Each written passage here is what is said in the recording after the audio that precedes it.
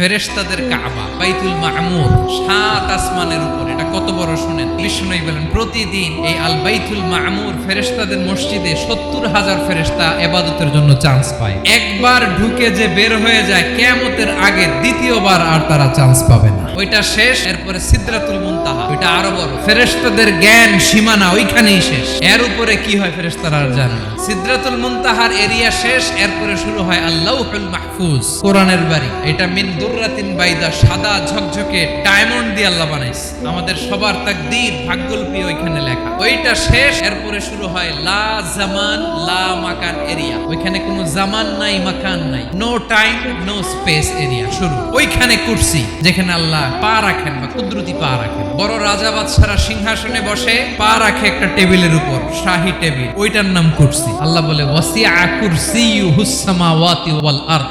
আল্লাহর এই কুরসিটা এতক্ষণ যা বললাম এই সবগুলার চাইতেও বড়।